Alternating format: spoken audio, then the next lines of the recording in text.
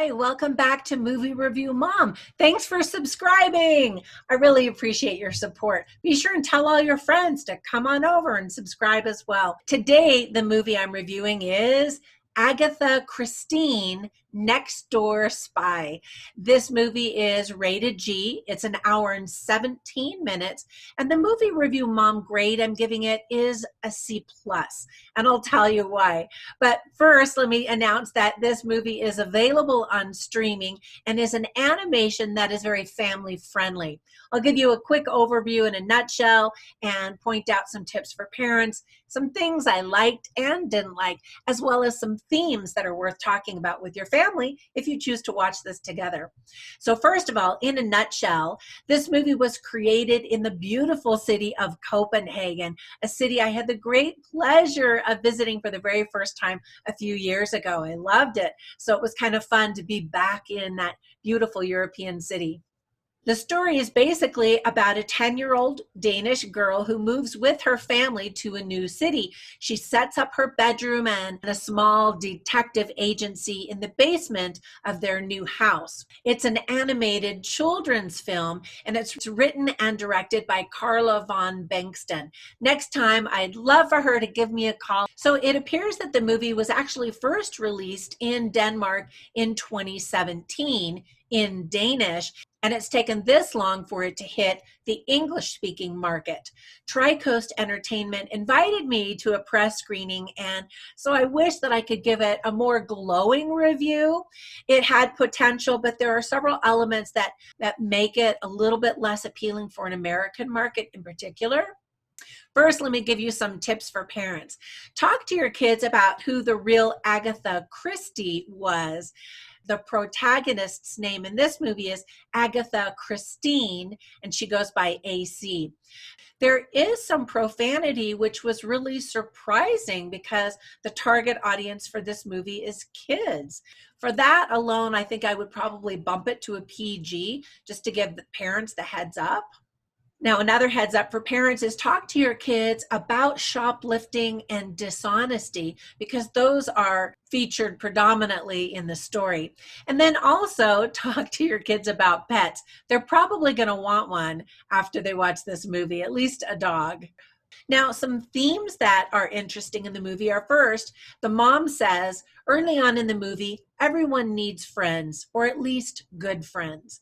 And that's absolutely true. And so one of the additional themes that goes along with friendship is the aspect of loneliness. And because this protagonist has moved to a new city, she doesn't have any friends. She doesn't know anybody. And so there are some elements about how to choose the right friend, and an important lesson for your kids about who to surround themselves with.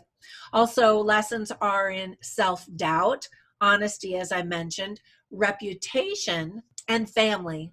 Now, some things that I thought were really good about the movie are, first of all, it's cute that the Danish family is all blonde. Now, of course, not all Danes are blonde. I saw a lot who were not when I was there, but I also saw some very tall, beautiful blondes while I was there. And Americans kind of think of Denmark as being full of gorgeous blondes. It's really easy for kids to see when Agatha Christine is daydreaming about her spy life and using her imagination, because everything is in black and white as opposed to the color of the real scenes that she's living. And you might talk to your kids about that and ask if they noticed it, and talk about other film elements that help the viewer understand what's really going on in the story and within the character's mind. Agatha Christine is generally a likable character, and so you want her to succeed and you're curious to see what she's all about. Some of the other characters weren't quite as likable, so I was really siding with her to see what she was going to do. Fans of Nancy Drew and Harriet the Spy will especially be interested in this story because there's a little bit of a mystery and some detective work that goes on. The animation is very simple. American audiences, I think, have been really spoiled with excellent animation from the likes of Pixar. However, it's still charming and not too distracting. And you might even talk to your kids about the artistry that's used in this simple animation.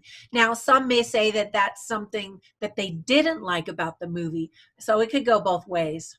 Now, some of the things I didn't like in the movie are that maybe it's better in Danish. I thought the dialogue and the voice acting were just not very good in English. I would love for the director to reach out and invite me to help her write a great movie next time for the American audiences too. Now, one of the probably the thing I didn't like the most in this movie is that there's this talking lizard whose voice is terrible, but the character development is even worse. So it's never really explained where he came from or why he can talk. Like, it's just not even explained at all. You first meet this little lizard when he's just an egg. And in fact, the movie starts off with the little girl patting something. And at first I had to look and I thought, is she pregnant? Is she patting her big tummy? But then I learned, no, she's the girl, the young girl, and that she had kind of a bag, like a purse, and she had had this egg in it. Well, finally, the creature actually hatches, and it's this talking lizard. And you're like, oh, okay. But again, no explanation as to where it came from or why it's talking. And another thing that was odd was this girl, Agatha Christine, was so gentle and careful with the egg before it hatched. But then once it hatches and this lizard starts talking, she just doesn't like it at all. And she's annoyed by it.